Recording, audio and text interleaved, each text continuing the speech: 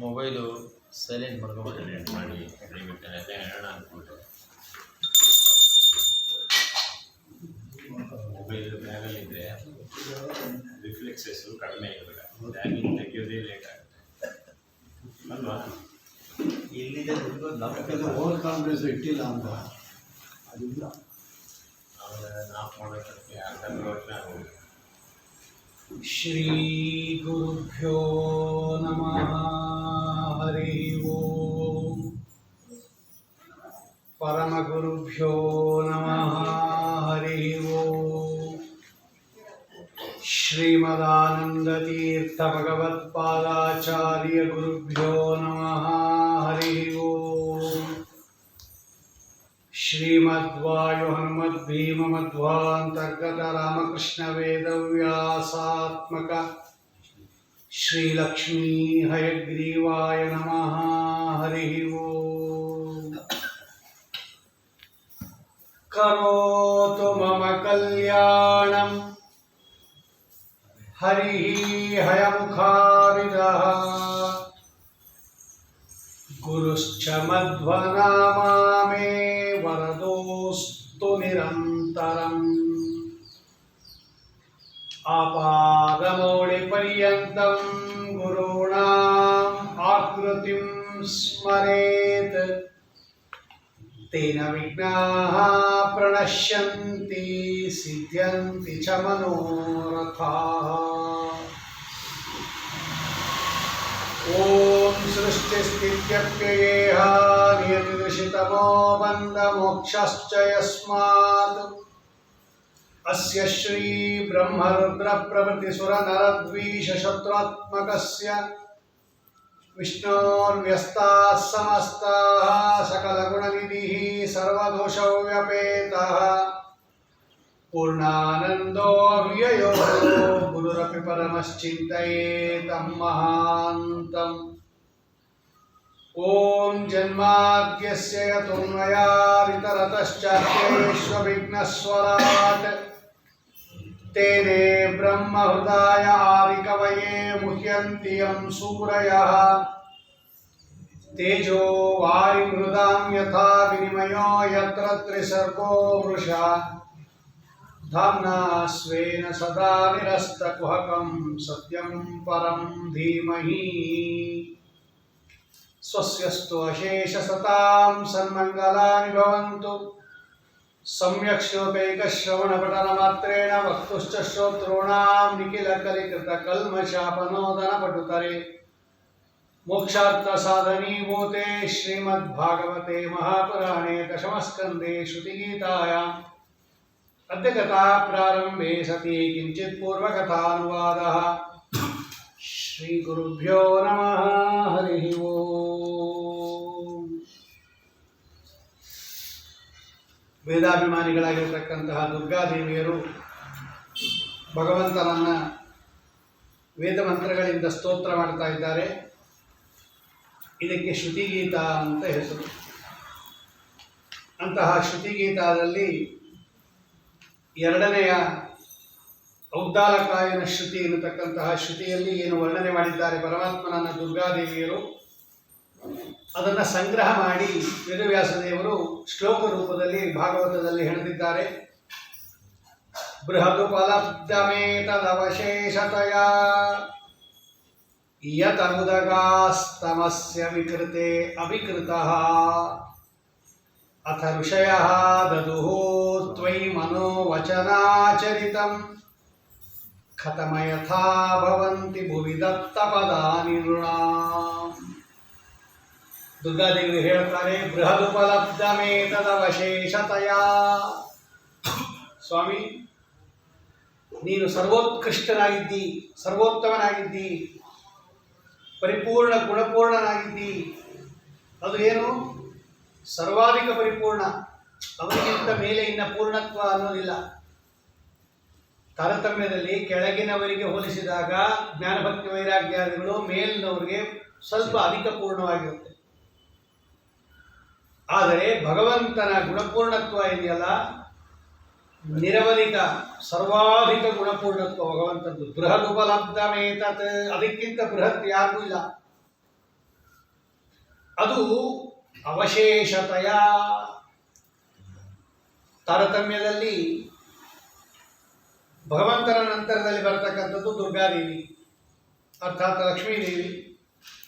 ಲಕ್ಷ್ಮೀದೇವಿ ಹೇಳುತ್ತಾರೆ, ನನಗಿಂತ ನೀನು ಉತ್ತಮ. ಯತ ಉದಗಾಸ್ತಮಸ್ಯ ಅವಿಕೃತೆ ಅವಿಕೃತಃ.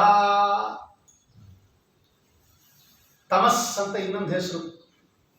ಈ ಪ್ರಕೃತಿಗೆ ತಮಸ್ ಅಂತ ಕರೀತಾರೆ. ವೇದದಲ್ಲಿ ನ ಸದಾಸೀತ್, ನೋ ಸದಾಸೀತ್, ತದಾಸೀತ್, ತಮ ಆಸೀತ್, ಗೂಢಮಾಸೀತ್ ಅಂತ ಒಂದು ಮಂತ್ರ ಇದೆ. ಆಚಾರ್ಯರು ತತ್ವೋದ್ಯೋತದಲ್ಲಿ ಉದಾಹರಣೆ ಮಾಡ್ತಾರೆ ಇದನ್ನು. ಇದಕ್ಕೆ ಪರರು ಅದನ್ನು ಬೇರೆ ರೀತಿಯಲ್ಲಿ ಉಪಯೋಗಿಸ್ಕೊಂಡಿದ್ದಾರೆ. ಸದಸದ್ವಿಲಕ್ಷಣ ಅಂತ ಒಂದು ಪದಾರ್ಥ ಇದೆ.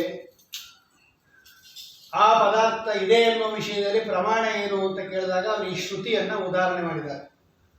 ನ ಸದಾಸೀತ್, ನೋ ಸದಾಸೀತ್, ತದಾನೀಂ ವ್ಯೋಮ ರಜೋಪರಃ, ತಮ ಆಸೀತ್, ಗೂಢಮಾಸೀತ್ ಅಂತ ಇದೆ ಅಲ್ಲಿ. ಯದ್ಯಪಿ ಅದಕ್ಕೆ ಬೇರೆ ಅರ್ಥ ಇದೆ, ಅವರು ಅದನ್ನು ಅದಕ್ಕೆ ಉಪಯೋಗಿಸ್ಕೊಂಡಿದ್ದಾರೆ. ಇರಲಿ, ಅದು ಪ್ರತ್ಯೇಕ ವಿಷಯ. ಆಚಾರ್ಯರು ಅದನ್ನು ಖಂಡನೆ ಮಾಡಿದ್ದಾರೆ ತತ್ವೋದ್ಯೋತದಲ್ಲಿ. ಒಟ್ಟಿನಲ್ಲಿ ತಮ ಅಂದರೆ ಪ್ರಕೃತಿ, ಅದು ಇರುತ್ತೆ. ಪ್ರಳಯ ಕಾಲದಲ್ಲಿ ಆ ಪ್ರಕೃತಿನೂ ಇರುತ್ತೆ ಸೂಕ್ಷ್ಮ ರೂಪದಲ್ಲಿ. ತಮೋಭಿಮಾನಿ ಆಗಿರ್ತಕ್ಕಂಥ ದುರ್ಗಾದೇವಿಯೂ ಇರ್ತಾಳೆ. ಆದ್ದರಿಂದ ಆ ತಮ ಅನ್ನತಕ್ಕಂತಹ ಪ್ರಕೃತಿಗೆ ನಿಯಾಮಕಳಾದ್ದರಿಂದ ಅವಳಿಗೂ ತಮ ಅಂತಲೇ ಕರೀತಾರೆ. ಯತ ಉದಗಾಸ್ತಮಸ್ಯ, ಆ ತಮಸ್ ಶಬ್ದವಾಚ್ಯಳಾಗಿರ್ತಕ್ಕಂತಹ ದುರ್ಗಾದೇವಿ ನಾನಿದ್ದೀನಲ್ಲ, ನನಗಿಂತ ಉತ್ತಮ ನೀನು. ಅದಕ್ಕೆ ಭಗವಂತನಿಗೆ ನಿರವಧಿಕ ಸರ್ವೋತ್ಕೃಷ್ಟತ್ವ. ಅವಶೇಷತೆಯ, ಅವಳನ್ನೂ ಉಳಿಸಿಲ್ಲ, ಅವಳನ್ನೂ ಲೆಕ್ಕ ಹಾಕ್ಕೊಂಡು ನಾವು ಅವಳಿಗಿಂತ ಮೇಲಿದ್ದೇವೆ. ಅವಿಕೃತೆ ಅವಿಕೃತ, ಭಗವಂತ ವಿಕಾರ ಹೊಂದೋದಿಲ್ಲ. ಚೇತನಕ್ಕೆ ವಿಕಾರ ಇಲ್ಲ ಯಾವತ್ತೂ ಕೂಡ. ಜಡ ಪ್ರಕೃತಿಗೆ ವಿಕಾರ ಇದೆ. ಲಕ್ಷ್ಮೀದೇವಿ ಪ್ರಕೃತಿಗೆ ನಿಯಾಮಕಳು. ಈ ಪ್ರಕೃತಿ ಇದೆಯಲ್ಲ, ಇದು ಸೃಷ್ಟಿಕಾಲದಲ್ಲಿ ಪರಿಣಾಮ ಹೊಂದತ್ತೆ. ಇದು ಜಗದಾತ್ಮನ ಪರಿಣಾಮ ಹೊಂದತ್ತೆ. ಸತ್ವ ರಜ ತಮೋ ಗುಣಗಳ ಸ್ವರೂಪವಾದ ಈ ಪ್ರಕೃತಿ ಎನಿಸ್ಕೊಳ್ತಕ್ಕಂತಹ ಉಪಾದಾನ, ಅದು ಸೃಷ್ಟಿಕಾಲದಲ್ಲಿ ಜಗದಾತ್ಮನ ಪರಿಣಾಮ ಹೊಂದತ್ತೆ. ಆದರೆ ಲಯಕಾಲದಲ್ಲಿ ಮೂಲ ರೂಪದಲ್ಲಿ ಅರ್ಥಾತ್ ಸೂಕ್ಷ್ಮ ರೂಪದಲ್ಲಿ ವಿಕಾರ ಹೊಂದದೇ ಇರುತ್ತೆ. ಅದು ಯಾವುದು? ಪ್ರಕೃತಿ. ಆದ್ದರಿಂದ ಅದಕ್ಕೆ ಅವಿಕೃತ ಅಂತ ಕರೀತಾರೆ. ವಿಕೃತ ಅಂದರೆ ವಿಕಾರ ಹೊಂದೋದು, ಅವಿಕೃತ ಅಂದರೆ ವಿಕಾರ ಹೊಂದದೇ ಇರೋದು. ಯಾವ ವಿಕಾರ ಹೊಂದಲ್ಲ ಪ್ರಕೃತಿ ಅಂದರೆ ಲಯಕಾಲದಲ್ಲಿ, ಜಗತ್ತು ಇಲ್ಲದೇ ಇರೋ ಕಾಲದಲ್ಲಿ ಜಗದಾತ್ಮನ ಅದು ಪರಿಣಾಮ ಹೊಂದಲ್ಲ. ಆದ್ದರಿಂದ ಅದಕ್ಕೆ ಅವಿಕೃತ ಅಂತ ಕರೀತಾರೆ. ಅಂತಹ ಅವಿಕೃತ ಅನ್ನಿಸ್ಕೊಂಡಿರ್ತಕ್ಕಂತಹ ತಮಸ್ಸೇನಿದೆ ಪ್ರಕೃತಿ, ಅವಳಿಗಿಂತ ಉತ್ಕೃಷ್ಟನಾಗಿದ್ದಿ ನೀನು. ಆದರೆ ಅವಳಿಗೆ ಅವಿಕೃತ ಅನ್ನತಕ್ಕಂತಹ ಹೆಸರಿದೆಯಲ್ಲ, ಅದು ಅಷ್ಟೊಂದು ಸೂಟ್ ಆಗಲ್ಲ. ಯಾಕೆ ಅಂದರೆ ಅವಳಿಗಲ್ಲದೆ ಇದ್ರೂ ಕೂಡ ಅವಳಿಂದ ಅಭಿಮನ್ಯವಾದ ಪ್ರಕೃತಿ ಏನಿದೆ, ಆ ಪ್ರಕೃತಿ ಸೃಷ್ಟಿಕಾಲದಲ್ಲಿ ವಿಕಾರ ಹೊಂದುತ್ತೆ. ಲಯಕಾಲದಲ್ಲಿ ವಿಕಾರ ಹೊಂದದೇ ಇದ್ರೂ ಕೂಡ ಸೃಷ್ಟಿಕಾಲದಲ್ಲಿ ಇದೇ ಪ್ರಕೃತಿ ಮಹತ್ತತ್ವ ಅಹಂಕಾರ ತತ್ವ ಇತ್ಯಾದಿಗಳಾಗಿ ಏನು ಹೊಂದುತ್ತಿದೋ ವಿಕಾರ ಹೊಂದುತ್ತೆ, ಕಾರ್ಯರೂಪವಾಗಿ ವಿಕಾರ ಹೊಂದುತ್ತೆ. ಹಾಗಾಗಿ ಅವಿಕೃತ ಅನ್ನತಕ್ಕಂತಹ ಶಬ್ದ ಪ್ರಕೃತಿಗೆ ಅಷ್ಟೊಂದು ಚೆನ್ನಾಗಿ ಕೂಡೋದಿಲ್ಲ. ಯಾವ ಕಾಲದಲ್ಲೂ ವಿಕಾರ ಹೊಂದದೇ ಇರತಕ್ಕಂತಹ ವಸ್ತುವಿಗೆ ಅವಿಕೃತ ಅಂತ ಕರೀತಾರೆ ಹೊರತು ಕದಾಚಿತ್ತು ಒಮ್ಮೆ ವಿಕಾರ ಹೊಂದಿದ್ರು ಕೂಡ ಅದು ವಿಕಾರವುಳ್ಳದ್ದೇ. ಅದು ಈ ವಿಕಾರ ಎಲ್ಲ ಜಡಕ್ಕೆ ಸಂಬಂಧಪಟ್ಟದ್ದು. ಚೇತನ ವಿಕಾರ ಹೊಂದೋದಿಲ್ಲ. ಚೇತನಕ್ಕೆ ವಿಕಾರ ಜೀವನೂ ಹೊಂದೋದಿಲ್ಲ, ಪರಮಾತ್ಮನೂ ಹೊಂದೋದಿಲ್ಲ. ಯಾವತ್ತಿದ್ರೂ ವಿಕಾರ ಅಂತಕ್ಕಂಥದ್ದು ಜಡ ಪ್ರಕೃತಿಗೆ, ಜಡ ವಸ್ತುಗಳಿಗೆ ಮಾತ್ರ. ಈಗ ಹಾಲು ಮೊಸರಾಗುತ್ತೆ, ಮಣ್ಣು ಮಡಿಕೆ ಆಗುತ್ತೆ, ಬಂಗಾರ ಆಭರಣಗಳಾಗುತ್ತೆ. ನೋಡಿ, ಜಡ ಪದಾರ್ಥಗಳಿಗೆ ವಿಕಾರನೇ ಹೊರತು ಚೇತನಕ್ಕೆ ವಿಕಾರ ಅಲ್ಲ. ಚೇತನಕ್ಕೆ ವಿಕಾರ ಅಂದ್ರೆ ಏನು ಅಂದರೆ ಹೊಸದಾಗಿ ಗುಣಧರ್ಮಗಳು ಬರೋದಿದೆಯಲ್ಲ, ಇದಕ್ಕೆ ಚೇತನಕ್ಕೆ ವಿಕಾರ ಅಂತ ಕರೀತಾರೆ. ಚೇತನ ಪದಾರ್ಥಗಳಿಗೆ ವಿಕಾರ, ಜಡ ಪದಾರ್ಥಗಳಿಗೆ ವಿಕಾರ ಅಂದ್ರೆ ಏನಪ್ಪಾ ಅಂದರೆ ಜಡ ಪದಾರ್ಥಗಳು ಪೂರ್ತಿ ಬದಲಾವಣೆ ಹೊಂದಿಬಿಡುತ್ತೆ. ಈಗ ಮಣ್ಣು ಮಡಿಕೆ ಆಗಿಬಿಡುತ್ತೆ, ಘಟ ಆಗಿಬಿಡುತ್ತೆ, ಮೃತ ವಿಕಾರ ಹೊಂದುತ್ತೆ. ಚೇತನ ಹೀಗೆ ವಿಕಾರ ಹೊಂದೋದಿಲ್ಲ.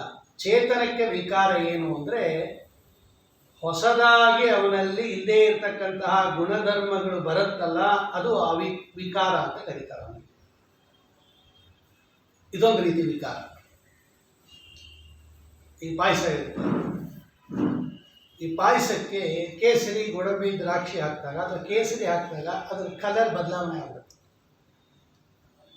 ಹೊಸದಾಗಿ ಅದಕ್ಕೆ ವಾಸನೆ ಬಣ್ಣ ಬಂದ್ಬಿಡುತ್ತೆ. ಅದಕ್ಕೆ ಅದೊಂದು ವಿಕಾರ.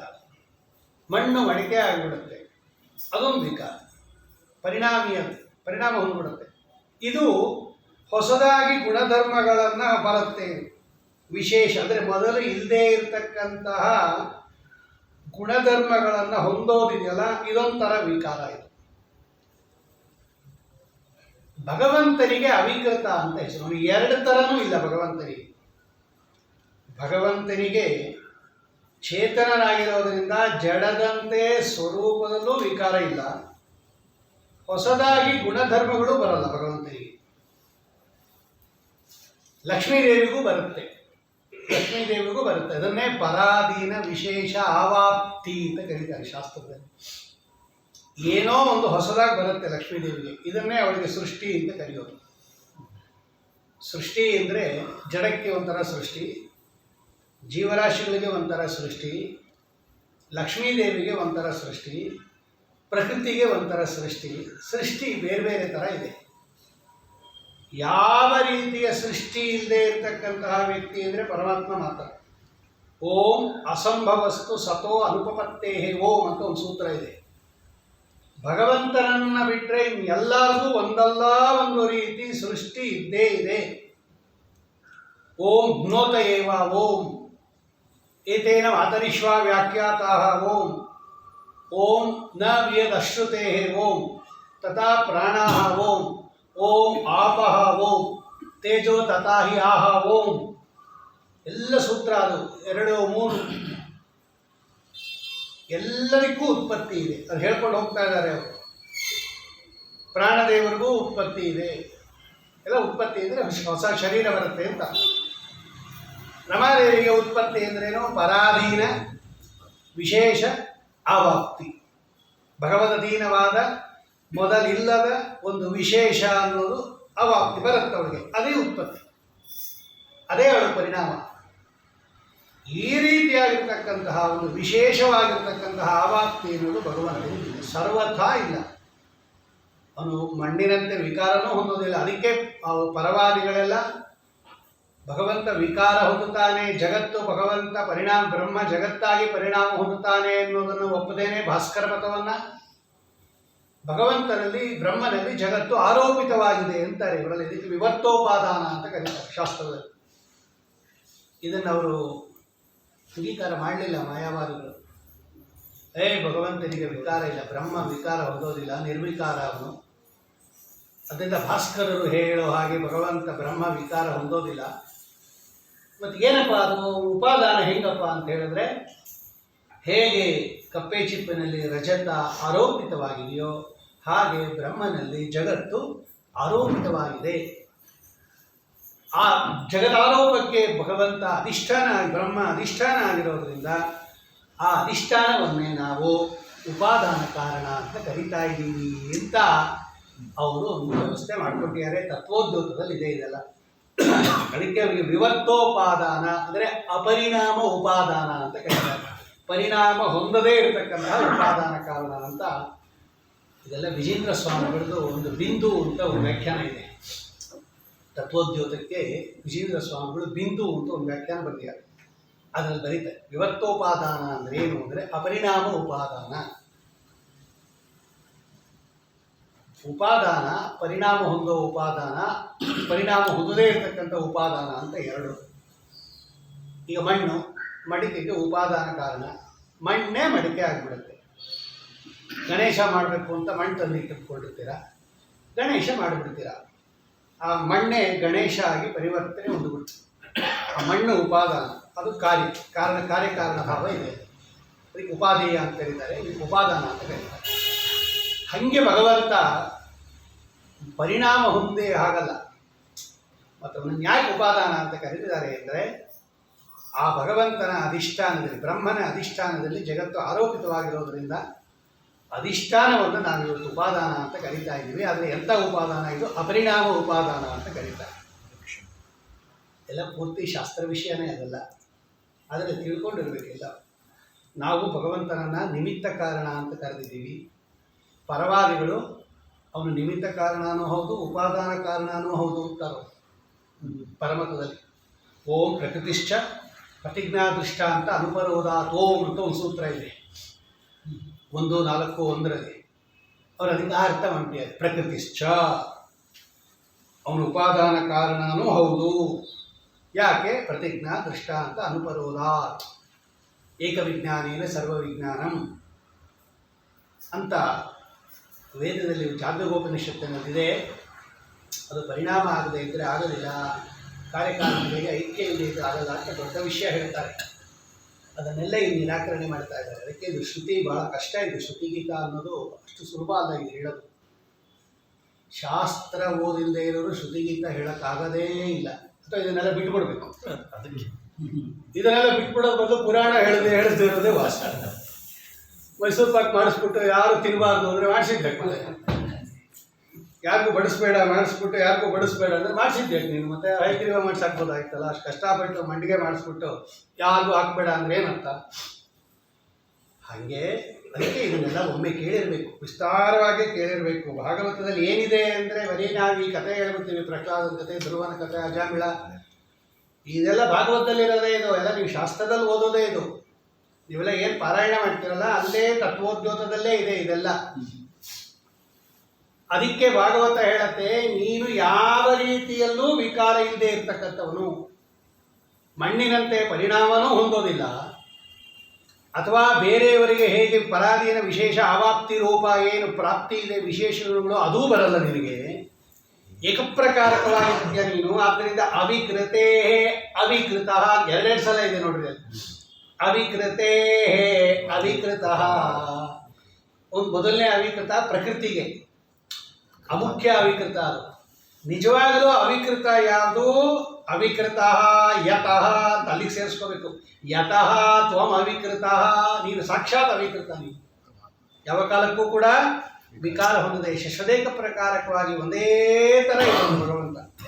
ಅವನು ಜಗದಾತ್ಮನ ಪರಿಣಾಮ ಹೊಂದಲ್ಲ, ಅಥವಾ ಜಗತ್ತಿಗೆ ಅಧಿಷ್ಠಾನನೂ ಆಗಿಲ್ಲ ಆರೋಪಕ್ಕೆ. ಸತ್ಯವಾದ ಜಗತ್ತಿದು, ಭಗವಂತ ಸೃಷ್ಟಿ ಮಾಡಿರ್ತಕ್ಕಂಥ ಜಗತ್ತಿದು. ಭಗವಂತ ಭಗವದ್ಗೀತೆಯಲ್ಲಿ ಹೇಳ್ತಾನೆ. ಆದ್ದರಿಂದ ಏನು ಮಾಡ್ತಾರೆ ಅವರು? ನೀನು ಒಟ್ನಲ್ಲಿ ಅಭಿಪ್ರಾಯ ಏನು?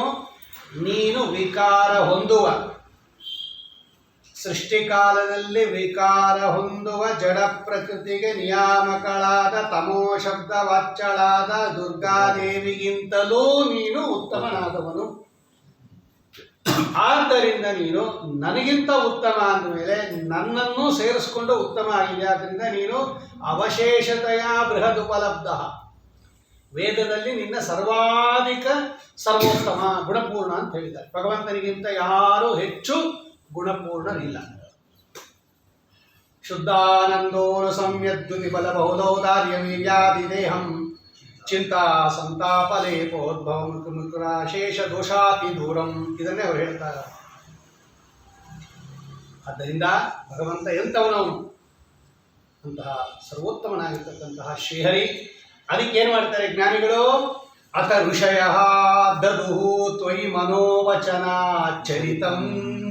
ಇದೇ ನಾನು ನಿನ್ನೆ ಹೇಳಿದ್ದು, ಶ್ರೀನಿವಾಸ ಕಲ್ಯಾಣದ ಕಥೆ ಇದನ್ನೇ ಹೇಳಿದ್ದು. ಅದಕ್ಕೆ ನಾನು ನಿನ್ನೆ ಅದನ್ನು ಹೇಳಿದ್ದು. ಅತ ಋಷಯ, ಆ ಋಷಿಗಳೆಲ್ಲ ಏನು ಮಾಡ್ತಾರೆ? ತ್ವಯಿ, ನಿನ್ನಲ್ಲಿ, ಮನೋವಚನ ಆಚರಿತಂ ದದುಹು, ಮನಸ್ಸಿನಲ್ಲಿ ಮಾಡತಕ್ಕಂತಹ ಧ್ಯಾನವನ್ನ ನಿಂಗೆ ಸಮರ್ಪಣೆ ಮಾಡ್ತಾರೆ. ಆಮೇಲೆ ವಚನ, ಅವ್ರು ಹೇಳ್ತಕ್ಕಂತಹ ಪಾರಾಯಣಾದಿಗಳಿದೆಯಲ್ಲ ಅದನ್ನ ಕಾಯಕ ವಾಚಕ ಮಾನಸಿಕ ಅಂತ ಅರ್ಥ ಅಲ್ವಾ? ಮನೋವಚನಾಚರಿತ, ಮನಸ್ಸಿನಲ್ಲಿ ಮಾಡತಕ್ಕಂತಹ ಧ್ಯಾನಾದಿಗಳನ್ನು ಕೃಷ್ಣಾರ್ಪಣ ಅಂತ ನಿಂಗೆ ಅರ್ಪಣೆ ಮಾಡ್ತಾರೆ.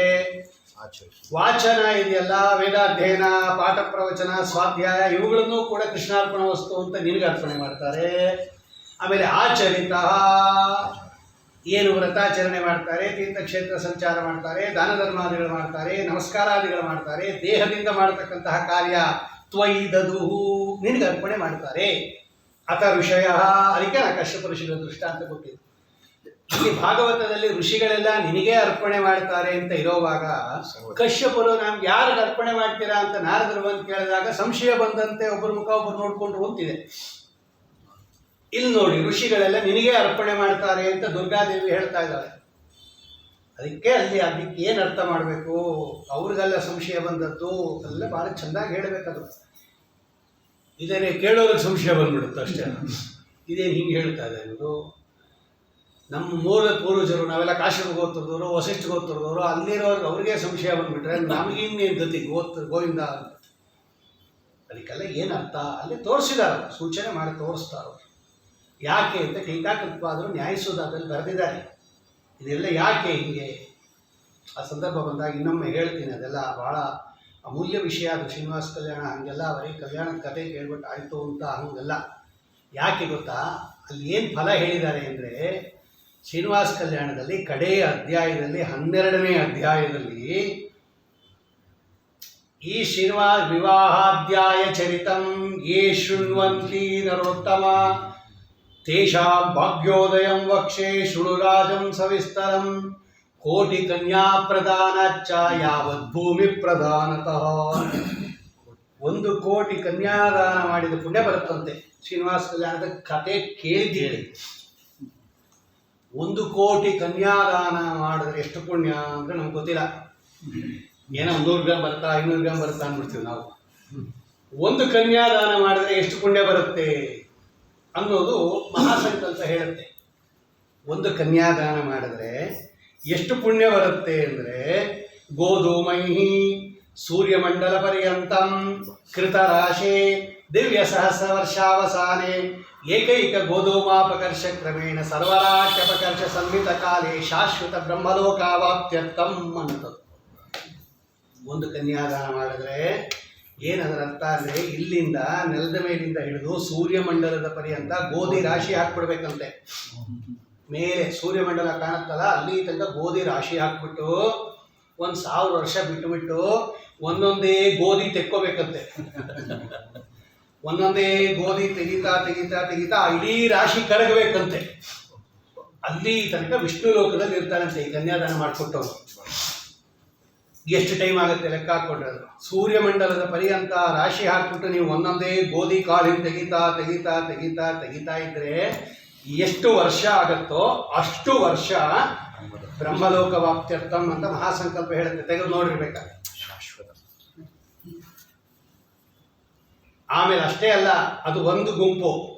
ಆಮೇಲೆ ತಿಲೈಹಿ ನಕ್ಷತ್ರ ಮಂಡಲ ಪರ್ಯಂತಂ ಕೃತರಾಶೆ, ಇನ್ನೂ ಎಳ್ಳು ಜಾಸ್ತಿ ಅದು. ಅದಕ್ಕಿಂತ ಸ್ವಲ್ಪ ಇದು ಕಡಿಮೆ ಇದು ಸೈಜು. ಎಳ್ಳಿನ ರಾಶಿ ಹಾಕ್ಬೇಕಂತೆ ನಕ್ಷತ್ರ ಮಂಡಲದ ಪರ್ಯಂತ.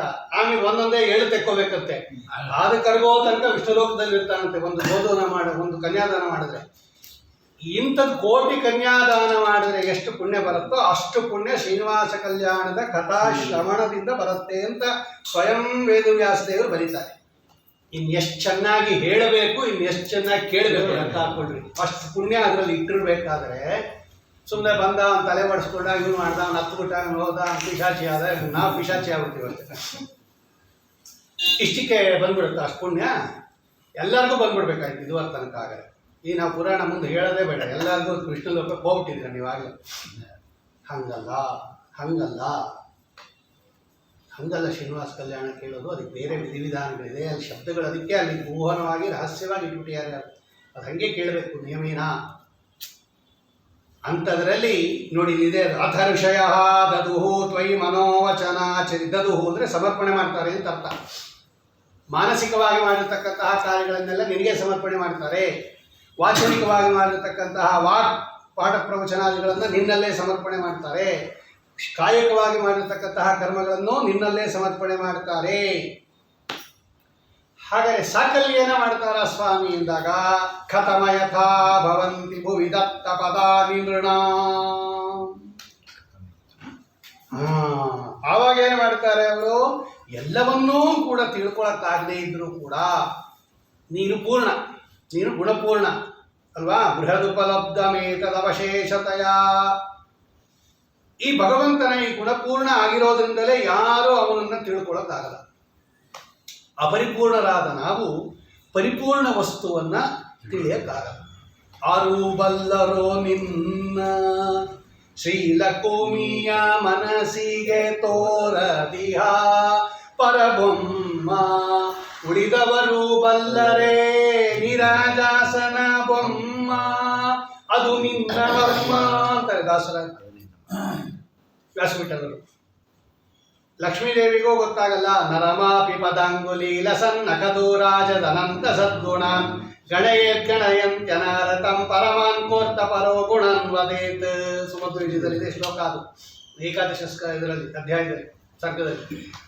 ಲಕ್ಷ್ಮೀದೇವಿಗೂ ಕೂಡ ಆಗಲ್ಲ ಭಗವಂತನ ಗುಣಗಳನ್ನು ಪೂರ್ತಿಯಾಗಿ ತಿಳಿಯಕ್ಕೆ ಅವಳಿಗೂ ಆಗಲ್ಲ. ಮತ್ತೇನು ಹಾಗಾದ್ರೆ ನೀನು ಗುಣಪೂರ್ಣ ಅಂತೀರಾ, ಅದನ್ನು ತಿಳ್ಕೊಳಕ್ಕಾಗಲ್ಲ ಅಂತೀರಾ, ಮತ್ತು ನಮ್ಗೆ ಮೋಕ್ಷ ಹೆಂಗೆ ಅಂತ ಕೇಳಿದ್ರೆ ಒಂದು ಗುಣ ತಿಳಿದ್ರೂ ಸಾಕಂತೆ ಭಗವಂತನದು. ಹೇಳ್ತಾ ಇದ್ದಾರೆ ಶಾಸ್ತ್ರಕಾರರು, ಒಂದು ಗುಣ ತಿಳ್ಕೊಳ್ರಿ ನಿಮ್ಮ ನಿಮ್ಮ ಯೋಗ್ಯತಾನುಸಾರವಾಗಿ. ಆ ಗುಣವೂ ಕೂಡ ಪರಿಪೂರ್ಣ ಆಗಿರೋದ್ರಿಂದ ಭಗವಂತನ ಒಂದೊಂದು ಗುಣಗಳು ಪ್ರತ್ಯೇಕವಾಗಿ ಏನಾಗಿದೆ? ಪೂರ್ಣವಾಗಿದೆ. ಒಂದೊಂದು ಗುಣಗಳು ಅದಕ್ಕೆ ಪರಿಪೂರ್ಣ ಗುಣಾರ್ಣವ ಅಂತ ಕರೀತಾರೆ. ನಮಗೆ ಪರಿಪೂರ್ಣ ಗುಣಾರ್ಣವ ಅಲ್ಲ, ಪರಿಪೂರ್ಣ ಅಂದ್ರೇನು? ಪ್ರತ್ಯೇಕವಾಗಿ ಒಂದೊಂದು ಗುಣವೂ ಪೂರ್ಣವಾಗಿರುವ ಅನಂತ ಗುಣ ಪರಿಪೂರ್ಣ ಭಗವಂತ.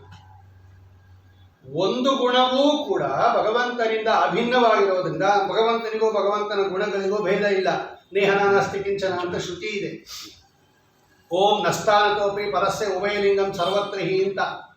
ಅದಕ್ಕೆ ಏನಾಯ್ತು ಇವಾಗ? ಒಂದೊಂದು ಅವರವರ ಯೋಗ್ಯತಾನುಸಾರವಾಗಿ ಏಕಗುಣೋಪಾಸಕರು, ದ್ವಿಗುಣೋಪಾಸಕರು, ತ್ರಿಗುಣೋಪಾಸಕರು, ಚತುರ್ಗುಣೋಪಾಸಕರು, ಮೇಲಿಂದ ಮೇಲೆ ಹೋಗ್ತಾ ಹೋಗ್ತಾ ಬ್ರಹ್ಮಣಾತು ಅಖಿಲೈ ಗುಣೈ ಅಲ್ವಾ? ಅದೇ ಅಣುಭಾಷೆದಲ್ಲಿ ಹಂಗೆ ತಾನೇ ಇರೋದು. ನಾವೆಲ್ಲ ಎಷ್ಟು ಭಗವಂತನನ್ನ ಸಚ್ಚಿದಾನಂದ ಆತ್ಮೇತಿ ಮಾನುಷೈಸ್ತು, ಆನಂದ ಆತ್ಮ, ನಾವು 4 ಗುಣ ಉಪಾಸನೆ ಮಾಡಬೇಕು. ನಮಗಷ್ಟೇ ಓಂ ಆನಂದಾದಯ ಪ್ರಧಾನಸ್ಯ ಓಂ ಅಂತ ಒಂದು ಸೂತ್ರ. ಸತ್ ಚಿತ್ತು ಆನಂದ ಆತ್ಮ. ಇನ್ನು ಮೇಲೆ ಹೋಗ್ತಾ ಹೋಗ್ತಾ ದೇವತೆಗಳೇನು ಮಾಡ್ತಾರೆ? ಜಾಸ್ತಿ ತಿಳ್ಕೊಂಡು ಹೋಗ್ತಾರೆ. ಎಲ್ಲವನ್ನ ಉಪಾಸನೆ ಮಾಡೋರು ಜಾಸ್ತಿ ಇದ್ರೆ ಬ್ರಹ್ಮಣ ಅಥವಾ ಅಖಿಲೇ ಗುಣೈ, ಅವರ ಯೋಗ್ಯತಾನುಸಾರವಾಗಿ ಅವರು ಉಪಾಸನೆ ಮಾಡ್ತಾರೆ ಅಂತ ಆಚಾರ್ಯರು ಸಂಗ್ರಹ ಮಾಡ್ತಾರೆ ಅದನ್ನ. ಆದರೆ ಒಂದು ಗುಣ ಉಪಾಸನೆ ಮಾಡಿಬಿಟ್ರೆ ಸಾಕ? ಭಗವಂತ ಗುಣ ಪರಿಪೂರ್ಣನಾಗಿರುವಾಗ ಒಂದು ಗುಣ ಉಪಾಸನೆ ಮಾಡಿಬಿಟ್ರೆ ಸಾಕ, ನಮಗೆ ಮೋಕ್ಷ ಕೊಟ್ಬಿಡ್ತಾರ ಅಂತ ಕೇಳಿದ್ರೆ ಹೌದು ಅನ್ನುತ್ತದು. ಹೌದು, ಕೊಡ್ತಾನೆ ಭಗವಂತ. ಯಾಕೆ ಅಂದರೆ ಭಗವಂತನ ಒಂದೊಂದು ಗುಣವೂ ಪೂರ್ಣವಾಗಿರೋದ್ರಿಂದ ಒಂದು ಗುಣವನ್ನ ಪೂರ್ಣ ಅಂತ ಉಪಾಸನೆ ಮಾಡಿದ್ರೆ ಭಗವಂತನನ್ನ ಪೂರ್ಣ ಅಂತ ಉಪಾಸನೆ ಮಾಡಿದಂಗೆ ಆಯ್ತು. ಈ ಜ್ಞಾನ, ಭಗವಂತನ ಜ್ಞಾನ ಹೆಂಗಿದೆ? ಪೂರ್ಣವಾಗಿದೆ. ಪೂರ್ಣ ಜ್ಞಾನ ಅಂತ ಹೆಸರು. ಓಂ ಭೂಮ್ನಃ ಕತವಜ್ಜಾಯಸ್ತ್ವಂ ತಥಾಹಿ ದರ್ಶಯತಿ ಓಂ ಅಂತ ಒಂದು ಸೂತ್ರ ಇದೆ. ಅಂದರೆ ಭಗವಂತನ ಎಲ್ಲ ಗುಣಗಳ ಹಿಂದೆ ಈ ಪೂರ್ಣ ಅನ್ನೋದು ಸೇರಿಸ್ಕೋಬೇಕಂತೆ. ಭೂಮ ಅಂದರೆ ಪೂರ್ಣ ಅಂತ ಅರ್ಥ ಸಂಸ್ಕೃತದಲ್ಲಿ. ಭೂಮ ಸಂಪ್ರಸಾದ ಅದ್ಯುಪದೇಶಾತ್ ಓಂ ಅಂತ ಒಂದು ಸೂತ್ರ. ಭೂಮಾ ಗುಣ ಇದೆಯಲ್ಲ, ಇದು ಆಚಾರ್ಯ ಮಾಯಾವಾದ ಖಂಡದಲ್ಲಿ ಬರೆದಿದ್ದಾರೆ ನೋಡಿ. ಭೂಮ ಭೂಮ್ನಃ ಕೃತವತ್ ಜಾಯಸ್ತ್ವಂ ತಥಾ ಹಿ ದರ್ಶಯತಿ ಓಂ ಕಡೆಯಲ್ಲಿದೆ ಅದು. ಅಂದರೆ ಭೂಮಾ ಗುಣ ಇದೆಯಲ್ಲ, ಅಂದರೆ ಪೂರ್ಣ ಗುಣ ಅನ್ನೋದು ಎಲ್ಲ ಗುಣಗಳಿಗಿಂತ ಜಾಯಸ್ತ್ವ ಶ್ರೇಷ್ಠ. ಅದಕ್ಕೆ ಏನು ಮಾಡಬೇಕು, ಮಂತ್ರಾಲಯ ಪ್ರಭುಗಳು ಬರೀತಾರೆ, ನೀವು 4 ಗುಣ ಉಪಾಸನೆ ಮಾಡಬೇಕು ಅಂತ ಹೇಳಿದ್ರೆ, ಈಗ ಭೂಮಾ ಗುಣ ಅಂತ ಬೇರೆ ಒಂದು ಸೇರಿಸ್ತಾ ಇದ್ದೀರಾ, 5 ಆಯ್ತಲ್ಲ, ಮತ್ತು ಅಲ್ಲಿ 4 ಸಾಕು ಅಂದ್ರೆ ಇಲ್ಲಿ ಭೂಮ ಅನ್ನೋದು ಎಲ್ಲರೂ ಉಪಾಸನೆ ಮಾಡಬೇಕು ಅಂದ್ರೆ ಎಷ್ಟಾಯ್ತು ಅವಾಗ? ಮತ್ತು 4 ಅಂತ ಹೇಳಿದ್ರೆ ಇಲ್ಲಿ 5 ಅಂತ ಹೇಳ್ತಾ ಇದ್ದೀರಾ. ಏನು ಅಂದರೆ, ಅಪ್ಪ ಈ ಭೂಮಾ ಗುಣ ಅನ್ನೋದು ಪ್ರತ್ಯೇಕ ಗುಣ ಅಲ್ಲ, ಆ ಎಲ್ಲ ಗುಣಗಳ ಜೊತೆಯಲ್ಲಿ ಏನು ಮಾಡಬೇಕಿದು? ಭಗವಂತ ಪೂರ್ಣ ಜ್ಞಾನವುಳ್ಳವನು, ಪೂರ್ಣಾನಂದವುಳ್ಳವನು, ಹೀಗೆ ಅದ್ರ ಜೊತೆಗೆ ಸೇರಿಸ್ಕೊಂಡ್ಬಿಡ್ರಿ. ಭಗವಂತನ ಗುಣಗಳೆಲ್ಲವೂ ಪ್ರತ್ಯೇಕವಾಗಿ ಏನಾಗಿದೆ? ಪೂರ್ಣವಾಗಿದೆ. ಅಲ್ಲಿಗೆ ಭಗವಂತನ ಒಂದು ಗುಣವನ್ನ ಪೂರ್ಣ ಅಂತ ತಿಳಿದ್ರೆ, ಆ ಪೂರ್ಣ ಗುಣಕ್ಕೂ ಭಗವಂತನಿಗೂ ಅಭೇದ ಇರೋದ್ರಿಂದ ಭಗವಂತನನ್ನ ಏನಂತ ತಿಳಿದಂಗಾಯ್ತು? ಪೂರ್ಣ ಅಂತ ತಿಳಿದಂಗಾಯ್ತು. ಅವರವರ ಯೋಗ್ಯತಾನುಸಾರ ಅದನ್ನೇ ಹೇಳ್ತಾ ಇರೋದು ಅವರು, ಪರಿಪೂರ್ಣ ಅಂತ ತಿಳ್ಕೋಬೇಕು. ಅವ್ರು ಉದಾಹರಣೆ ಮಾಡ್ತಾರೆ ಇವಾಗ. ಈಗ ಭೂ ಪ್ರದಕ್ಷಿಣೆ ಅಂತ ಕರೀತಾರಪ್ಪ. ಭೂ ಪ್ರದಕ್ಷಿಣೆ ಅಂದ್ರೆ ಏನು? ಇಡೀ ವರ್ಲ್ಡ್ ಸುತ್ತಾಕೊಂಡ್ ಬರ್ತಾರಾ? ಇಲ್ಲ.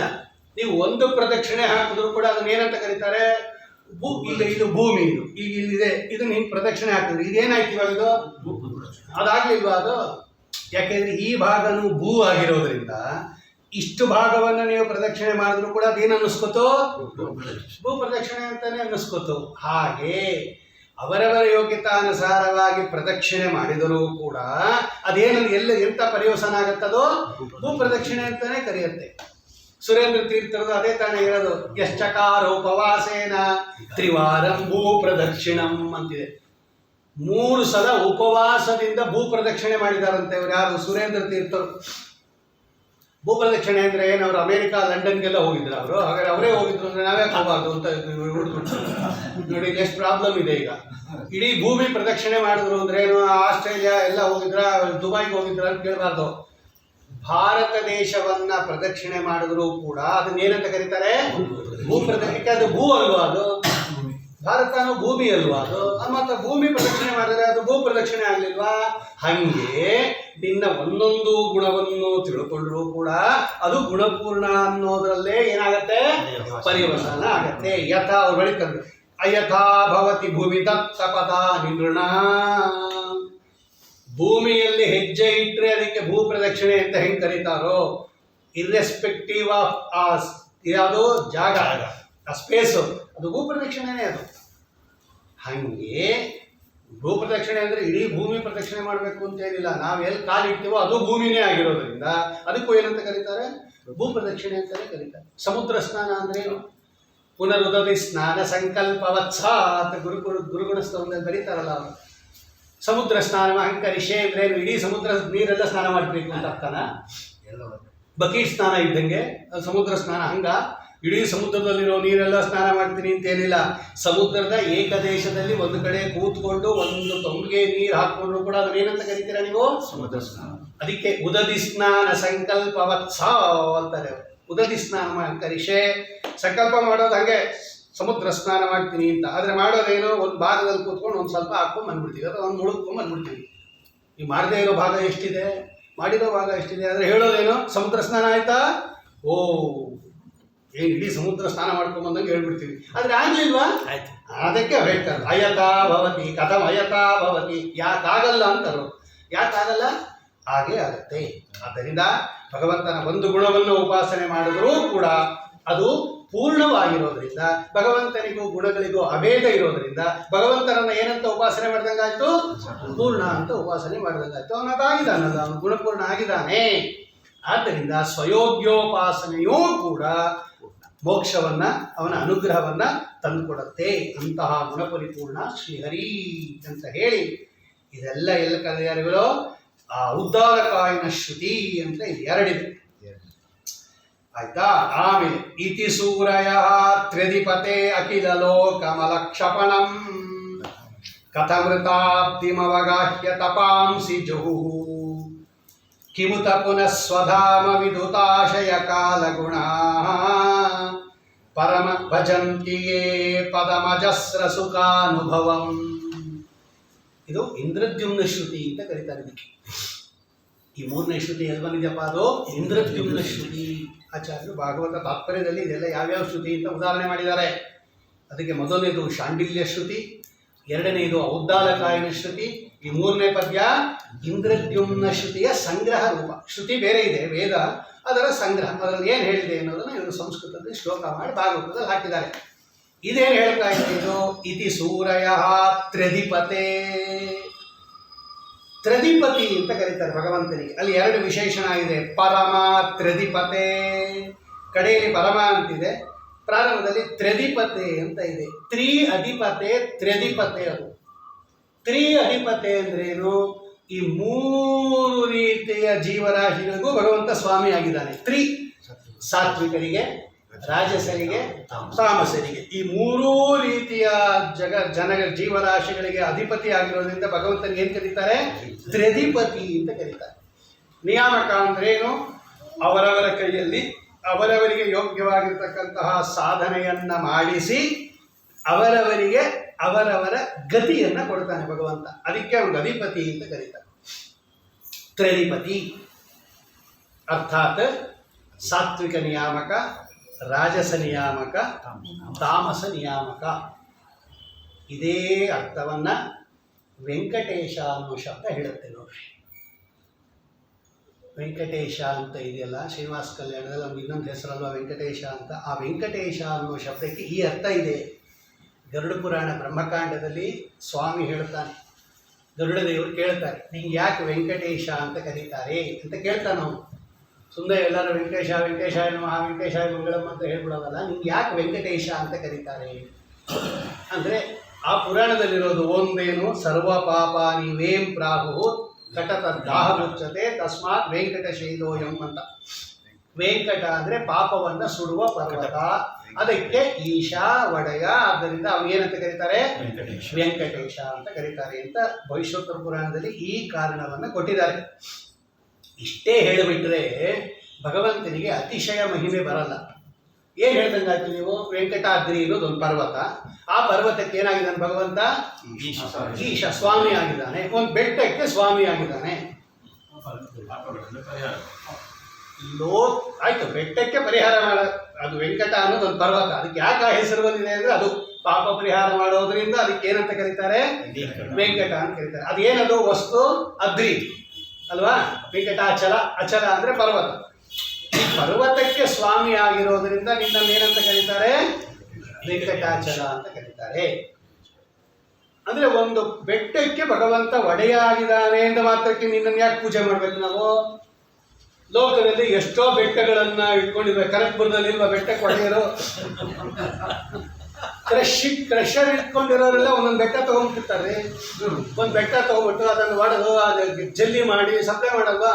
ಒಂದು ಬೆಟ್ಟನೇ ನಾನು ಇಟ್ಕೊಂಡ್ಬಿಟ್ಟಿರ್ತೀನಿ. ಆಗ ನಾನು ವೆಂಕಟೇಶನೇ, ನಾನು ಒಂದು ಪರ್ವತಕ್ಕೆ ಒಡೆಯಾನೆ, ನನ್ನ ಸ್ತೋತ್ರ ಮಾಡಿದ್ದಾರೆ. ಅಂದರೆ ಅದರಿಂದ ಮಾತ್ರಕ್ಕೆ ಭಗವಂತ ವೆಂಕಟೇಶ ಅನ್ನೋ ಶಬ್ದದಿಂದ ವಾಚ್ಯನಾಗಿಲ್ಲ. ಅದಕ್ಕೆ ಅಲ್ಲಿ ಬೇರೆ ಅರ್ಥ ಮಾಡ್ಬಿಟ್ಟಿದ್ದಾರೆ ಅವರು. ಬ್ರಹ್ಮರುದ್ರಾದಿಯಂತ್ವಾ ಭಜೆ ವೆಂಕಟನಾಯಕಂ ಅಂತಿದೆ. ವೆಂಕಟನಾಯಕ ಅಂದರೆ ಪರ್ವತಕ್ಕೆ ಒಡೆಯ ಅಂತ ಅರ್ಥ ಬಂದ್ಬಿಡ್ತು. ಅಷ್ಟರಿಂದ ಭಗವಂತನಿಗೇನು ಮಹಿಮೆ ಬರಲ್ಲ. ಯಾಕಂದರೆ ಲೋಕದಲ್ಲೂ ಕೂಡ ದೊಡ್ಡ ದೊಡ್ಡ ಊರುಗಳಿಗೆ, ದೊಡ್ಡ ದೊಡ್ಡ ಫ್ಯಾಕ್ಟ್ರಿಗಳಿಗೆ, ದೊಡ್ಡ ದೊಡ್ಡ ಇದಕ್ಕೆಲ್ಲ ಒಡೆಯರಾಗಿರೋರು ಇದ್ದಾರೆ. ಒಂದು ಸ್ವಲ್ಪ ಬೆಟ್ಟಕ್ಕೆ ಒಡೆಯನಾಗಿದ್ದಾರೆ, ನಾವು ಒಂದು ಮನೆಗೆ ಒಡೆಯನಾಗಿದ್ದೀವಿ, ಇಷ್ಟೇ ವ್ಯತ್ಯಾಸ. ನಮ್ಮ ಮನೆ ನಾವು ಒಡೆಯ ಅಲ್ವಾ? ಒಂದು ಕಾಂಪ್ಲೆಕ್ಸ್ ಇರುತ್ತೆ, 25 ಸ್ಟೋರಿ ಬಿಲ್ಡಿಂಗ್ ಇದೆ, ಅದಕ್ಕೆ ಒಡೆಯ ಅಲ್ವಾ ನಾವು? ನಮ್ಮನ್ನು ಸ್ತೋತ್ರ ಮಾಡಿದಾಗ ಒಂದು ಸ್ವಲ್ಪ ಜಾಸ್ತಿ ಆಗಿದ್ದಾನೆ ಅಷ್ಟೇ. ಹಂಗಲ್ಲ. ಅದಕ್ಕೆ ಗರುಡ ದೇವರು ಶ್ರೀನಿವಾಸ ಇದರಲ್ಲಿ ಗರುಡ ಪುರಾಣದಲ್ಲಿ ಬ್ರಹ್ಮಕಾಂಡದಲ್ಲಿ ಈ ವೆಂಕಟೇಶ ಅನ್ನೋ ಶಬ್ದಕ್ಕೆ ಏನು ಅರ್ಥ ಅಂತ ಕೇಳ್ತಾರೆ ಅವರು. ಆಗ ಕೃಷ್ಣ ಹೇಳ್ತಾನೆ ಸ್ವಯಂ ಭಗವಂತ, ಅದು ವೆಂಕಟೇಶ ಅಲ್ಲ, ವ್ಯಂಕಟೇಶ. VYA ವ್ಯ, ವ್ಯಾಸರಾಜ ಅನ್ನೋವಾಗ ಬರಿತೀವಲ್ಲ ನಾವು, VYA, ಅದು ವ್ಯಂಕಟೇಶ ಅಂತ. ಅದು ವೆಂಕಟೇಶ ಆಗ್ಬಿಟ್ಟಿದೆ. ಏನು ಹಿಂಗಂದ್ರೆ ಅಂದರೆ ವ್ಯಾ ಕಟ ಈಶ, ವ್ಯಂಕಟ ಆಗಿದೆ. ಅದು ವ್ಯಾ ಪ್ಲಸ್ ಕಟ ಪ್ಲಸ್ ಈಶ. ವ್ಯಾ ಅಂದರೆ ಏನು ಗೊತ್ತಾ? ಮುಕ್ತರು ಅಂತ ಅರ್ಥ. ವ್ಯಾ ಶಬ್ದಕ್ಕೆ ಮುಕ್ತರು ಅಂತ ಅರ್ಥ. ಕಟ ಅಂದರೆ ಸಮೂಹ ಅಂತ ಅರ್ಥ. ಆ ಮುಕ್ತರ ಸಮೂಹಕ್ಕೆ ಈಶ ನಿಯಾಮಕನಾಗಿದೆಯಾ, ಆದ್ದರಿಂದ ಮುಕ್ತ ನಿಯಾಮಕನಾಗಿರೋದ್ರಿಂದ ಭಗವಂತನಿಗೆ ವೆಂಕಟೇಶ ಅಂತ ಕರೀತಾರೆ. ಅವ್ರಿಗೆ ವ್ಯಾ ಅಂತ ಯಾಕೆ ಕರೀತಾರೆ ಅಂದರೆ ವಿ ಪ್ಲಸ್ ಯ, ವ್ಯಾ ಅನ್ನೋದು ಹೆಂಗಾಗಿದೆ ಅದು ವಿ ಪ್ಲಸ್ ಯ ವ್ಯಾ. ವಿ ಅಂದರೆ ವಿಶೇಷವಾದ, ಯಾ ಅಂದರೆ ಜ್ಞಾನವುಳ್ಳವರು ಅರ್ಥಾತ್ ಅಪರೋಕ್ಷ ಜ್ಞಾನವುಳ್ಳವರಾದ್ದರಿಂದ ಮುಕ್ತರಿಗೆ ವ್ಯಾ ಅಂತ ಕರೀತಾರೆ. ಅವರದ್ದು ಕಟ ಗುಂಪು, ಮುಕ್ತರ ಗುಂಪು, ಬ್ರಹ್ಮಾದಿಗಳೇನು ಮುಕ್ತರಾಗಿ ಹೊಟ್ಟೋಗಿದಾರಲ್ಲ ಈಗ, ಅವರ ಗುಂಪಿಗೆ ಏನಂತ ಕರೀತಾರೆ? ವ್ಯಂಕಟ ಅಂತ ಕರೀತಾರೆ. ಅವ್ರಿಗೇನಾಗಿದ್ದಾನೆ ಭಗವಂತ? ಈಶಾ, ನಿಯಾಮಕನಾಗಿದ್ದಾನೆ. ಆದ್ದರಿಂದ ಭಗವಂತನಿಗೆ ಏನಂತ ಕರೀತಾರೆ?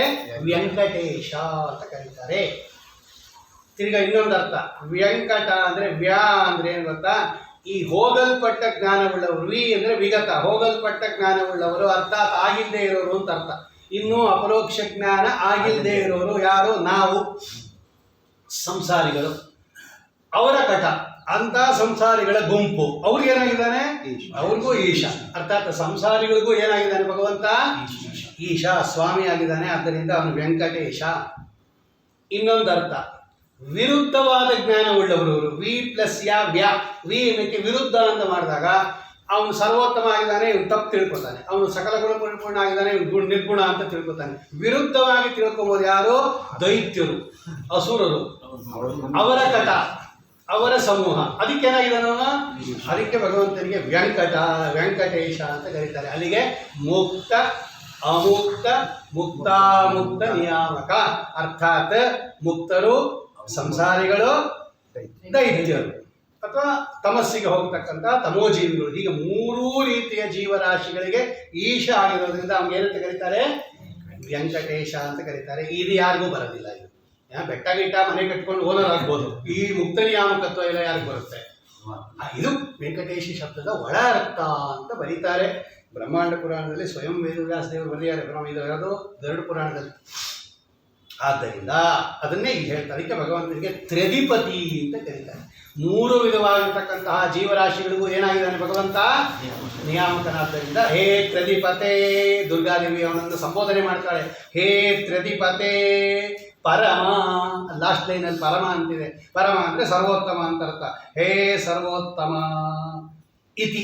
ಈ ಕಾರಣದಿಂದ ಏನು ಮಾಡ್ತಾರೆ ಅವರು? ಅಖಿಲ ಲೋಕಮಲಕ್ಷಪಣಂ ಸೂರಯ. ಸೂರಿ ಅಂದರೆ ಜ್ಞಾನಿಗಳು ಅಂತ ಅರ್ಥ ಸಂಸ್ಕೃತದಲ್ಲಿ. ಸೂರಯ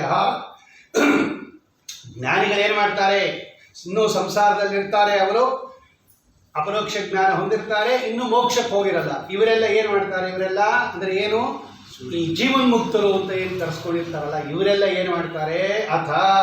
ಆದ್ದರಿಂದ ನೀನು ಸರ್ವೋತ್ತಮನಾದ್ದರಿಂದ ಅಖಿಲ ಲೋಕಮಲಕ್ಷಪಣಂ ಕಥಮೃತಾಬ್ಧಿಮವಗಾಹ್ಯ ತಪಾಂಸಿ ಜಹು.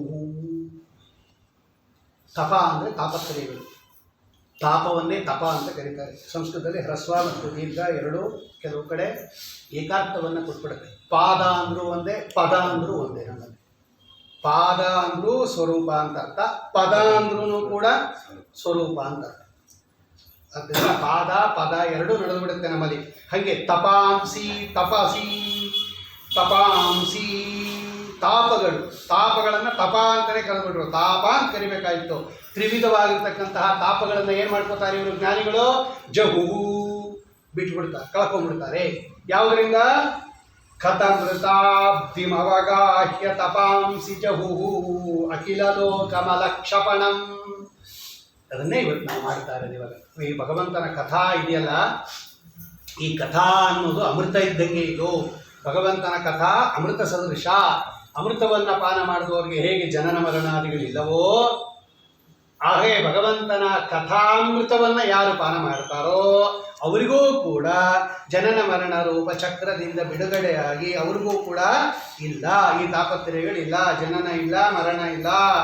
ತವ ಕಥಾಮೃತಂ ತಪ್ತ ಜೀವನಂ ಕವಿವಿರೀಡಿತಂ ಕಲ್ಮಶಾಪಹಂ ಶ್ರವಣ ಮಂಗಲಂ ಶ್ರೀಮದಾತತಂ ಭುವಿ ಗೃಣಂತಿಯೇ ಭೂರಿದಾ ಜನ.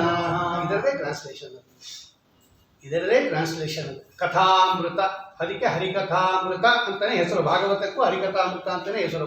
ಅದರ ಸಾರ, ಅದಕ್ಕೆ ಹರಿಕಥಾಮೃತ ಸಾರ ಅಂತ ಕರೀತಾರೆ. ಭಾಗವತ ಸಾರ ಅಂತಲೇ ಹೆಸರು ಅದಕ್ಕೆ.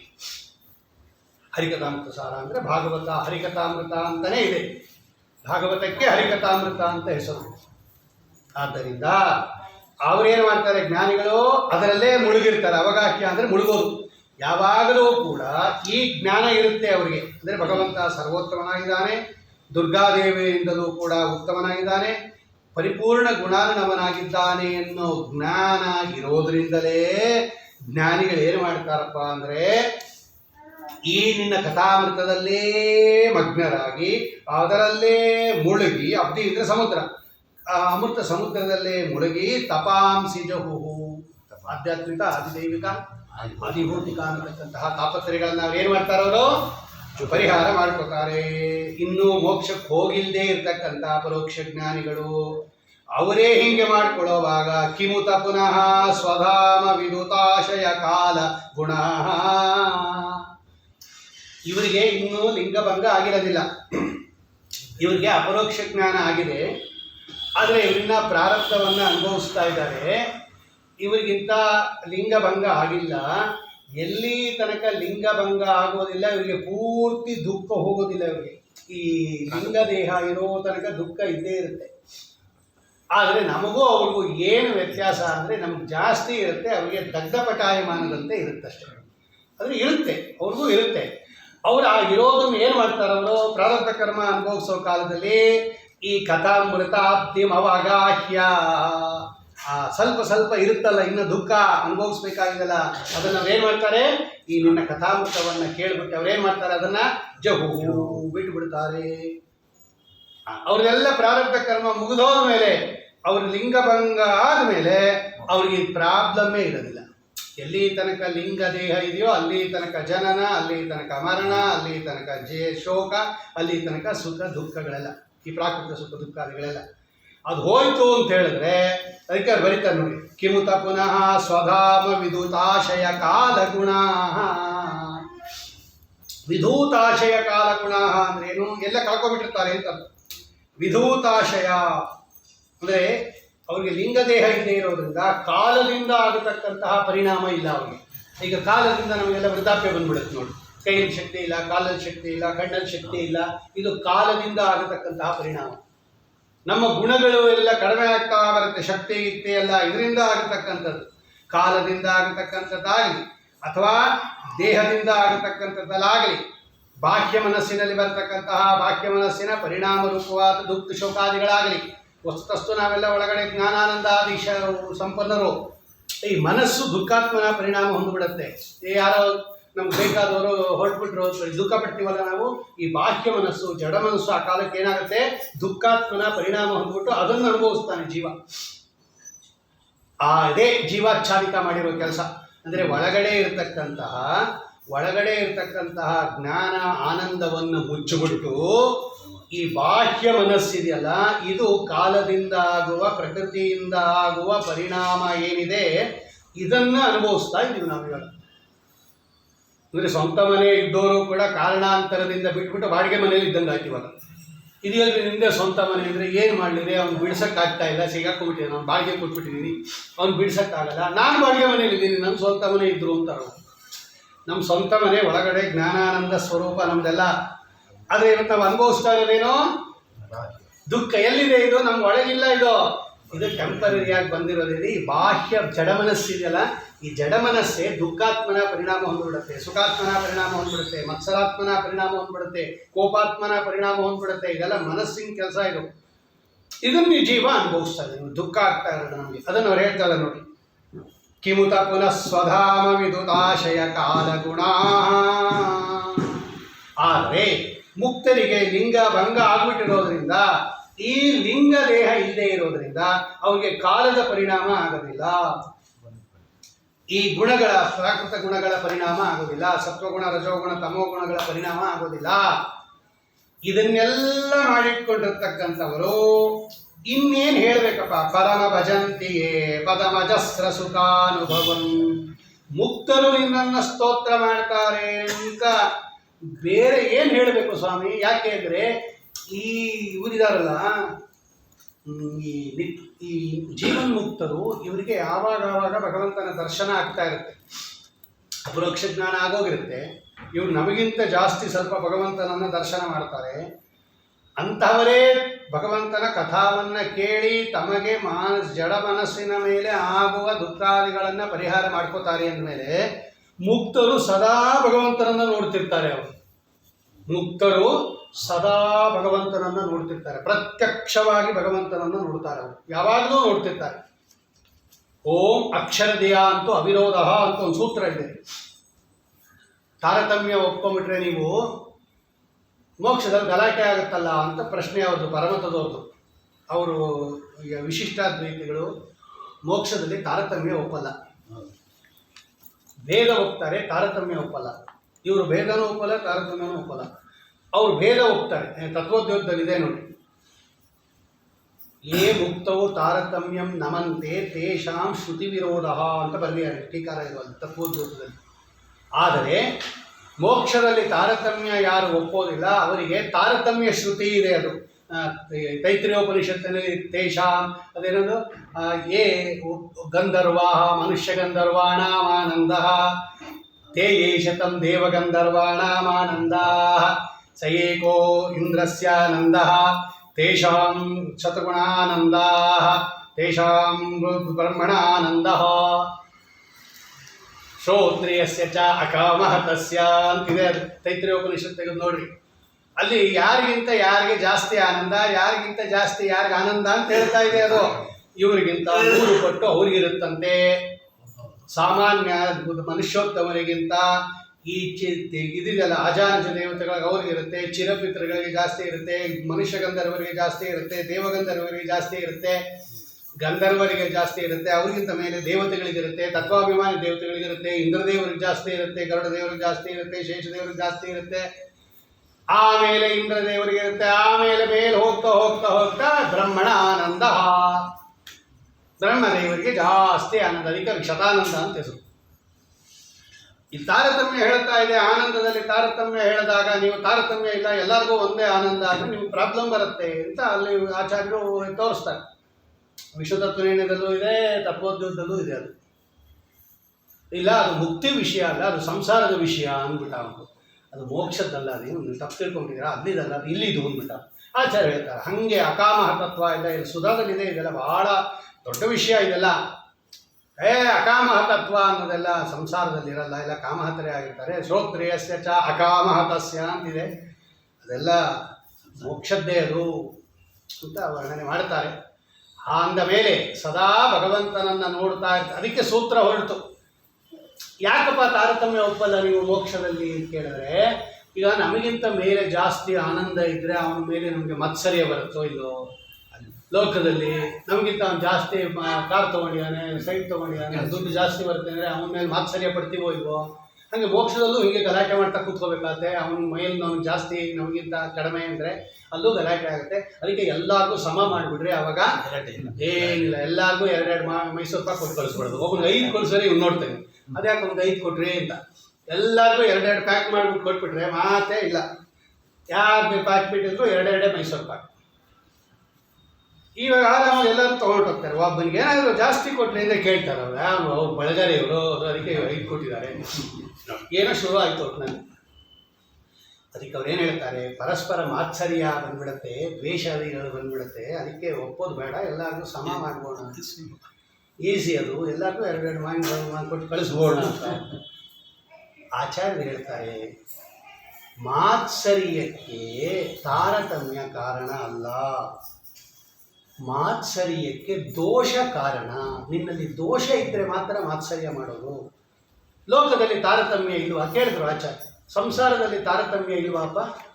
ಈಗ ತಾಯಿ ದೊಡ್ಡವಳು, ಮಗ ದೊಡ್ಡವನು. ಮಗ ತಾಯಿ ಮೇಲೆ ದ್ವೇಷ ಮಾಡ್ತಾನ, ಮಾತ್ಸರ್ಯ ಮಾಡ್ತಾನ? ಗುರು ದೊಡ್ಡವನು, ಶಿಷ್ಯ ದೊಡ್ಡವನು. ಶಿಷ್ಯ ಗುರುಗಳ ಮೇಲೆ ಮಾತ್ಸರ್ಯ ಮಾಡ್ತಾನ, ನಮಗಿಂತ ಜಾಸ್ತಿ ಕಲ್ತ್ಕೊಂಡ್ಬಿಟ್ಟಿಯಾರು ಅಂತ. ಅದಕ್ಕೆ ಬಂದಿರೋದು, ಕಲ್ತ್ಕೊಂಡು ಯಾರು ಇರ್ತಾರೆ, ಪಾಠ ಹೇಳಿಸ್ಕೊಂಡು ಬಂದಿರೋದು. ಗುರುಗಳಿಗೆ ಶಿಷ್ಯನಿಗಿಂತ ಜಾಸ್ತಿ ವಿದ್ಯೆ ಇದ್ದರೂ ಕೂಡ, ಶಿಷ್ಯನ ವಿದ್ಯೆಗೂ ಗುರು ವಿದ್ಯೆಗೂ ತಾರತಮ್ಯ ಇದ್ದರೂ ಕೂಡ, ಶಿಷ್ಯ ಹೇಗೆ ಗುರುವಿನಲ್ಲಿ ಮಾತ್ಸರ್ಯ ಪಡೋದಿಲ್ವೋ, ಅಲ್ಲಿ ಲೋಕದಲ್ಲಿ ಕೆಲವರು ಪಡೋದು ಇದಾರಲ್ಲ. ಅಂದರೆ ಅಲ್ಲಿ ಏನು ಮಾಡಿದ್ದಾರೆ ಅಂದರೆ ಉತ್ತಮ ಶಿಷ್ಯ ಅಂತ ಬರೆದಿದ್ದಾರೆ ಅವರು. ಬರೀ ಶಿಷ್ಯ ಅಂತ ಬರೀಲಿಲ್ಲ. ಅವ್ರಿಗೆ ಗೊತ್ತು ಈ ಥರ ತರಲೆ ಶಿಷ್ಯರು ಇರ್ತಾರೆ ಕೆಲವರು ಅಂತ.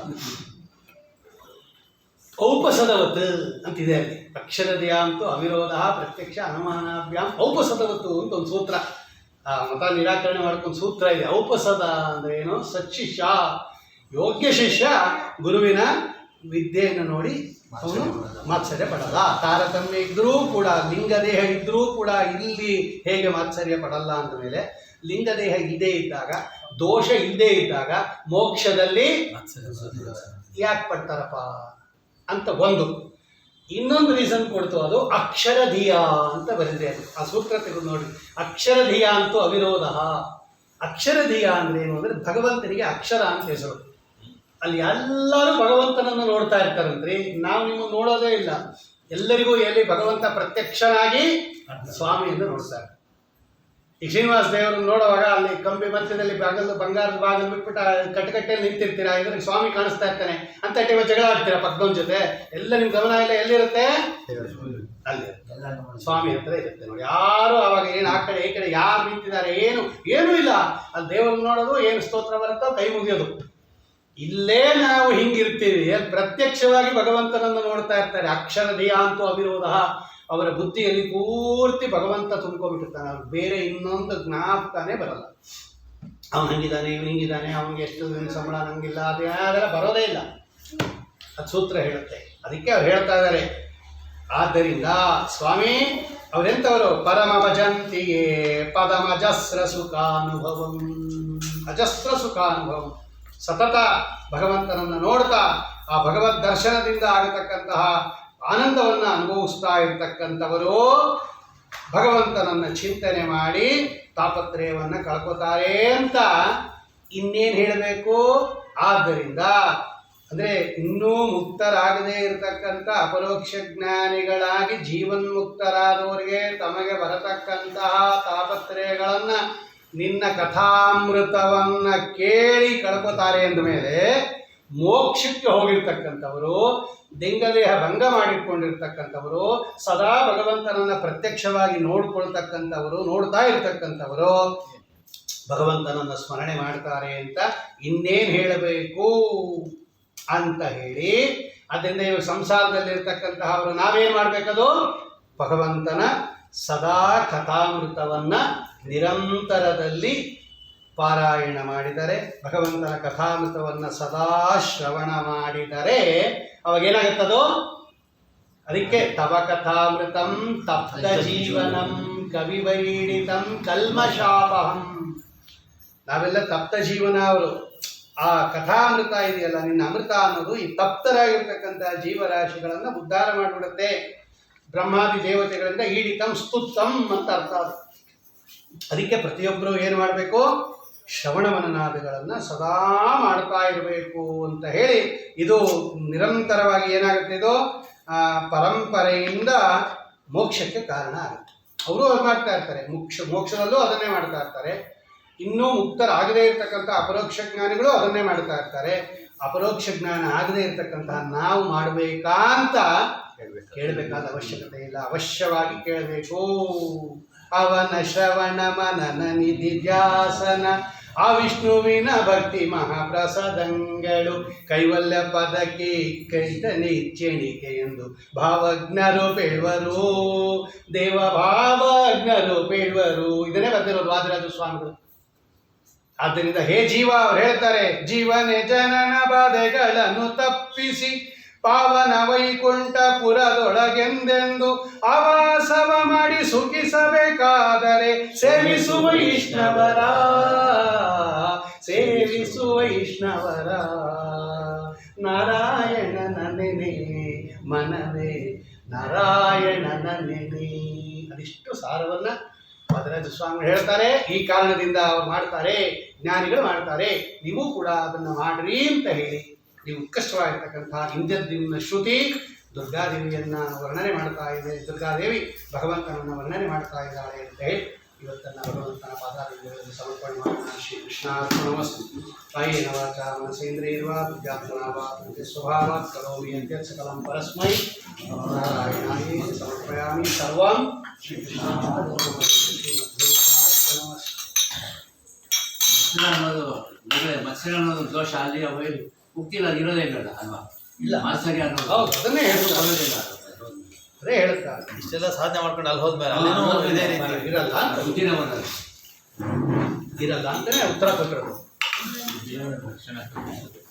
ದೇವರಿಗೆ ಈ ಕಣ್ಣು ಮಿಡಿಸಿ ಕಣ್ಣು ಬಿಡುವಷ್ಟು ಅಷ್ಟಷ್ಟು ಕೆಲವರಿಗೆ ಅವರವ್ರಿಗೆ ಇಷ್ಟಿಷ್ಟೇ ಹೊತ್ತು ದರ್ಶನ ಅಂತ ಒಂದು ಕಡೆ ಕೇಳಿದ್ದೆ. ಇಲ್ಲಿ ಮೋಕ್ಷದಲ್ಲಿ ಹಂಗಲ್ಲ, ಎಲ್ರಿಗೂ ಸದಾಕಾಲ ದರ್ಶನ ಇದೆ. ಇಲ್ಲಿ ಅಪರೋಕ್ಷ ಜ್ಞಾನ ಆಗೋ ಕಾಲಕ್ಕೆ ಇಲ್ಲಿ ಅಪರೋಕ್ಷ ಆಗುತ್ತಲ್ಲ, ಅವರವರ ಸಾಧನೆಗೆ ತಕ್ಕಂತೆ ಅಪರೋಕ್ಷ ಜ್ಞಾನ ಅಷ್ಟು.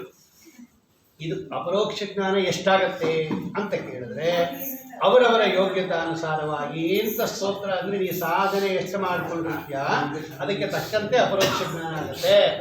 ಮಿಂಚು ಬಂದಂಗೆ, ಮಿಂಚು ಹೊಡೆದಂಗೆ ಕೆಲವರಿಗೆ 1 ಸೆಕೆಂಡ್, ಕೆಲವರಿಗೆ 3 ಸೆಕೆಂಡ್, ಕೆಲವರಿಗೆ 4 ಸೆಕೆಂಡ್, ಕೆಲವರಿಗೆ ನಾರದರಿಗೆ ಹೆಂಗೆ ಮಿಂಚು ಹೊಡೆದಂಗೆ ಹೊಳಿತು ಮರ ಆಗುತ್ತೆ. ಅದೇ ನಾರದರ ಕತೆ ಭಾಗವತದಲ್ಲಿದೆ ನೋಡಿ. ಹಿಂಗೆ ಫ್ಲಾಶ್ ಆಯಿತು, ಹೊರಟೋಯ್ತು. ಅವ್ರು ಅಳ್ತಾ ಕೂತ್ಕೊಂಡು ಇಷ್ಟೇನಾ ಸ್ವಾಮಿ, ಇನ್ನೊಂದ್ಸಲ ಅವಾಗ ಹೇಳ್ತು ಅಲ್ಲ ಇಷ್ಟೇ ನಿಂಗೆ ಈ ಜನ್ಮದಲ್ಲಿ, ಈ ಜನ್ಮದಲ್ಲಿ ನಿಂಗೆ ಇಷ್ಟೇ. ಅದು ಈ ತಾರತಮ್ಯ ಏನಂದ್ರೆ ಆ ಲೋಕಕ್ಕೆ ಹೋಗ್ತಾರೆ, ರುದ್ರ ಲೋಕಕ್ಕೆ. ಇಲ್ಲಿ ಅಂದ್ರೆ ಮಿಂಚು ಹೊಡೆದವ್ರು ಒಂದು ಲೋಕ. ಸಂಸಾರದಲ್ಲಿ ಅಪರೋಕ್ಷ ಜ್ಞಾನ ಆಗುವಾಗ ಎಷ್ಟೆಷ್ಟಾಗುತ್ತೆ ಅಂದರೆ ನಿನ್ನ ಸಾಧನೆ ಎಷ್ಟಿರುತ್ತೋ ಅಷ್ಟೇ ಆಗೋದು. ಆದರೆ ಅಪರೋಕ್ಷ ಜ್ಞಾನ ಆದವ್ರಿಗೆಲ್ಲ ಮೋಕ್ಷ ಇರುತ್ತೆ. ಅಪರೋಕ್ಷ ಜ್ಞಾನ ಆದವ್ರಿಗೆಲ್ಲ ಮೋಕ್ಷ ಎಲ್ಲರಿಗೂ ಇರುತ್ತೆ. ಅಲ್ಲೇನು ವಿಶೇಷ ಇಲ್ಲ, ಸೂತ್ರನೇ ಹೇಳುತ್ತೆ. ಸೂತ್ರದಲ್ಲಿದೆ ತೆಗೆದು ನೋಡಿ, ಎಲ್ಲರಿಗೂ ಇರುತ್ತೆ, ಎಲ್ಲರಿಗೂ ಇರುತ್ತೆ. ಈಗಲೂ ಅಪರೋಕ್ಷ ಜ್ಞಾನಿಗಳು ಇರ್ಬೇಕಲ್ವ? ಈಗಲೂ ಅಪರೋಕ್ಷ ಜ್ಞಾನಿಗಳು ಇರ್ಬೋದು ಅಲ್ವಾ? ಯಾರು? ನಾವು ಈಗಿದಾರಲ್ಲ ಮಂತ್ರಾಲಯ ಪ್ರಭುಗಳು, ಶ್ರೀಪಾದರಾಜರು, ವ್ಯಾಸರಾಜರು, ಇನ್ನು ಮೋಕ್ಷ ಆಗದೆ ಇರೋ ಅಪರೋಕ್ಷ ಜ್ಞಾನಿಗಳೇ ಅವರು. ಅವರೆಲ್ಲ ಅಪರೋಕ್ಷ ಜ್ಞಾನಿಗಳೇ. ಈಗಿರೋ ಬ್ರಹ್ಮದೇವರು 50 ವರ್ಷ ಆದಮೇಲೆ ಅವರೆಲ್ಲ ಒಟ್ಟಿಗೆ ಹೋಗೋದು. ಅವ್ರಿಗೆಲ್ಲ ಅದಕ್ಕೆ ಅವರೆಲ್ಲ ಇರೋದು ಇನ್ನು ಭೂಮಿಯಲ್ಲಿ ಇದ್ದಾರೆ ಅವರು.